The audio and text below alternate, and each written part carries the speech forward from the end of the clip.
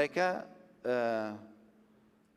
mengambil 3 bulu burung, dicabut, ya, kemudian ditulisin pergi, enggak pergi, atau lakukan, enggak lakukan, dan yang satunya kosong. Ditaruh dalam kotak, ditaruh dalam Ka'bah, dititip. Dulu ada penjaga Ka'bah. Bisa menjahiliyah ini, belum Islam. Lalu kemudian mereka kalau mau safar, kalau mau menikah, kalau mau melakukan kegiatan apa saja, datang kepada penjaga Ka'bah itu lalu mengatakan, coba lihat kotak saya, dibuka. Lalu kemudian dibuka, lalu disuruh ambil. Bisa diambil atau disuruh penjaga Ka'bah itu yang ambil. Kalau keluar tulisan bulu yang tertulis lakukan, berarti dia rasa dia akan dapat berkah. Gitu kan? Kalau keluar tulisan yang jangan lakukan, berarti dia akan berbahaya kalau dia lakukan. Kalau keluar tulisan yang tidak ada tulisannya, atau bulan tidak ada tulisannya, maka dia ulangi sampai keluar satu dari 2 ini. Ini zaman jahiliyah, ngundi nasib, enggak boleh sama sekali. Ya, sama dengan ngundi nasib, dengan ada tradisi orang-orang juga begitu. Ya, segala macam hal lah, contoh-contoh undi-undi nasib ini enggak boleh. Itu dilarang semua. Jadi tebak-tebak, bisa dapat, bisa tidak. Ya. Kemudian kata Allah SWT, semua itu adalah perbuatan kefasikan. Pada hari ini, kata Allah SWT, orang-orang kafir telah putus asa untuk mengalahkan agama kalian. Pada hari haji wada itu. Karena kekuatan umat Islam sudah luar biasa, seluruh jazirah Arab termasuk Islam pada saat itu, mayoritasnya. Sebab itu janganlah kalian takut kepada mereka. Apalagi kalau kayak sekarang umat Islam sudah hampir seluruh setengah penduduk dunia mereka, gitu kan. Dan takutlah kepadaku, kata Allah. Kenapa? Karena pada hari ini aku sudah sempurnakan agama kalian. Kalian enggak butuh lagi agama lain, enggak butuh syariat lain, enggak butuh panduan hidup yang lain. Dan telah kucukupkan kepada kalian nikmatku. Dengan mengambil Islam itu, agama yang aku sempurnakan, maka kalian tidak butuh lagi nikmat-nikmat yang lain. Dan telah kuridhoi Islam sebagai agama kalian. Maka barang siapa yang terpaksa karena kelaparan, tanpa sengaja berbuat dosa, maka sungguhnya Allah Maha Pengampun lagi Maha Penyayang. Maksudnya di sini adalah dalam keadaan darurat, bangkai haram. Tapi kalau seseorang berada di padang pasir, dia nggak bisa lagi kalau nggak makan. Dia hilang di padang pasir, entah kemana, misalnya pesawat jatuh di padang pasir, atau dia berjalan, mobilnya mogok di padang pasir, nggak ada orang, dia mau jalan, nggak tahu entah arahnya kemana, sudah 3 hari nggak makan. Lalu kemudian dia lihat ada bangkai unta misalnya, bangkai haram. Tapi kalau sekarang kalau dia tidak makan, dia bisa mati. Maka kata Allah, barang siapa yang terpaksa dalam keadaan darurat, karena kelaparan, tanpa sengaja berbuat dosa, bukan keinginan dia. Ya. Maka Allah, sungguhnya Allah Maha Pengampun lagi Maha Penyayang. Boleh, tapi hanya sebatas dia butuh makan saja, selebihnya enggak boleh. Dan ini sejalan dengan firman Allah SWT dalam surah Al-An'am, ya, ayat 145, yang Allah SWT juga menyebutkan, Al-An'am 145, a'udzubillahi minasyaitonirrajim, qul la ajidu fima uhiya ilayya muharraman ala ta'imin yat'amuhu illa an yakuna maitatan aw daman masfuhan aw lahma khinzirin fa innahu rijsun aw fisqan uhilla li ghairi llahi bih faman ittara ghaira bagin wala adin fa inna rabbaka ghafurur rahim. Katakanlah hai Muhammad, tidak pernah atau tidak aku peroleh dalam wahyu yang diwahyukan kepadaku sesuatu yang diharamkan bagi orang yang hendak memakannya, kecuali kalau makanan itu bangkai atau darah yang mengalir atau daging babi, karena sungguhnya semua itu kotor, atau binatang yang disembelih atas nama selain Allah. Barang siapa yang dalam keadaan terpaksa sedangkan dia tidak menginginkannya dan tidak pula melampaui batas, maksudnya dia makan sepotong daging kecil dari bangkai itu supaya dia tidak mati kelaparan, itu saja, tidak melampaui batas. Jangan oh ini halal nih bangkai, 1 ekor unta dimakan semua. Ya. Maka sungguhnya Tuhanmu Maha Pengampun lagi Maha Penyayang.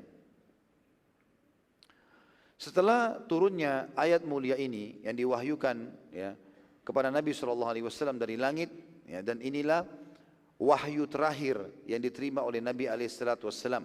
Jadi ayat terakhir yang diterima adalah ayat ini, Al-Ma'idah ayat 3.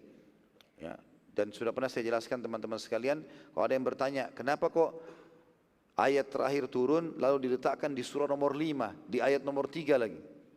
Ya, karena memang Allah SWT perintahkan seperti itu, seperti surah Al-Alaq atau Iqra bismillahirrahmanirrahim itu kan diletakkan di juz 30, padahal dia surah yang pertama turun.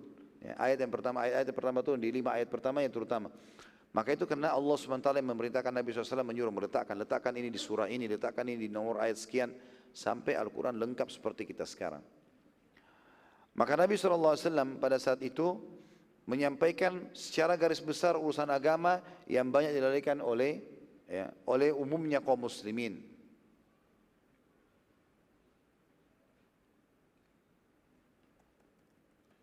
Serta juga telah menyampaikan dalam khutbah beliau ya, tentang masalah tradisi-tradisi jahiliyah dalam memakan bangkai, sehingga tidak boleh lagi terjadi kecuali dalam keadaan darurat sebagaimana kita jelaskan tadi. Dan setelah itu Nabi SAW tinggal di Mekah sampai akhir Zulhijjah. Ya, jadi Nabi haji kan cuma sampai tanggal 13 Zulhijjah. Nabi SAW masih tinggal di Mekah sampai akhir Zulhijjah. Dan di awal Muharram, ya, di awal bulan Muharram Nabi SAW balik ke Madinah. Nah, beliau kembali ke Madinah. Selama sebulan penuh di bulan Muharram itu tidak ada hukum-hukum syar'i yang turun sampai tiba bulan Safar. Di tahun 11 Hijriah. Kan haji tadi Nabi SAW haji wada di tahun berapa?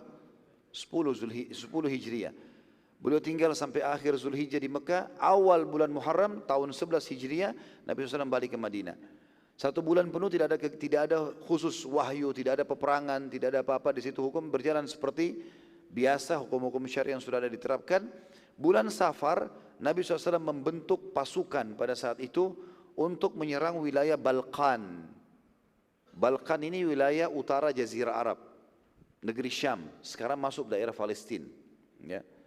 Nabi SAW sekarang ingin mengekspansi setelah seluruh wilayah Jazirah Arab masuk Islam, ya, maka beliau pun ingin mengekspansi Islam ke utara, daerah atas, dan targetnya adalah Baitul Maqdis, karena memang harus dibebasin dari jajahan pada saat itu orang-orang Romawi, ya, yang sekarang juga dijajah oleh orang Yahudi. Semoga Allah selamatkan muslimin darinya.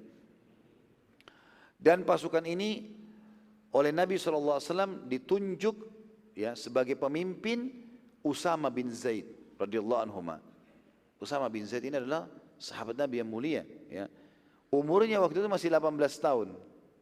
Umurnya masih 18 tahun, masih muda sekali, gitu kan. Maka di dalam pasukan terdapat hampir seluruh sahabat senior ada di situ, termasuk Abu Bakar, Umar, Uthman, Ali, sahabat-sahabat mulia. Ini semuanya Talha, Zubair yang terkenal punya jasa-jasa besar dalam Islam. Semuanya Nabi SAW suruh ikut di pasukan itu. Dan yang pimpin adalah Usama bin Zaid. Lalu tersebar berita pada saat itu, ya, sebagian orang mengatakan, bagaimana bisa Usama memimpin sementara dia masih 18 tahun? Dan apa yang akan dipimpin dalam peperangan? Maka setelah Nabi SAW mendengar, beliau pun lalu naik di atas mimbar, lalu beliau berceramah, berkhutbah, menyampaikan, sungguh telah sampai kepadaku bahwasanya ada sebagian antara kalian berkata Usama bin Zaid tidak layak untuk memimpin karena umurnya. Ketahuilah aku memilih dia karena dia layak. Dia dan ayahnya adalah pemimpin. Karena ayahnya Zaid bin Harithah juga ditunjuk oleh Nabi SAW menjadi pemimpin perang di perang Mu'tah yang akhirnya mati syahid bersama Ja'far dan Abdullah bin Rawaha. Ja'far bin Abi Thalib dan Abdullah bin Rawaha radhiyallahu anhum ajma'in. Dan Zaid bin Harithah adalah orang pertama pemimpin di situ. Kata Nabi SAW, kalau Zaid bin Harithah meninggal baru Ja'far pegang bendera perang. Kalau Ja'far meninggal baru kemudian Abdullah bin Rawaha, gitu kan? Jadi kata Nabi SAW, sungguhnya dia dan ayahnya layak menjadi pemimpin. Maka semua sahabat pun pada saat itu menerima. Tandanya pasukan Usama bin Zaid disuruh oleh Nabi SAW keluar. Keluarlah dari kota Madinah dan berkemah di luar Madinah sambil menunggu instruksi Nabi SAW selanjutnya. Ya, tetapi itu teman-teman sekalian, setelah pasukan tersebut tiba di luar Madinah, maka terjadilah pada bulan Safar itu, ya, Nabi SAW sakit. Ya, mulai sakit, dan insya Allah akan kita ceritakan nanti malam penutupan sirah dalam masalah meninggalnya baginda Nabi alaihi salatu wassalam, bagaimana kisahnya dan apa saja yang terjadi pada saat itu, ya, termasuk bagaimana nasib pasukan, ya, Usama bin Zaid radhiyallahu anhum ajma'in. Ya, Allah alam. Baik, begitu saja teman-teman sekalian. InsyaAllah kita lanjutkan lagi nanti malam kajian sirah kita, dan insyaAllah juga besok pagi. Ya, dan ini adalah penutupan kajian sirah sebagaimana saya bahasakan. Mudah-mudahan bermanfaat insyaAllah. Subhanakallahumma bihamdika asyhadu an la ilaha illa anta astaghfiruka wa atubu ilaik. Wassalamualaikum warahmatullahi wabarakatuh.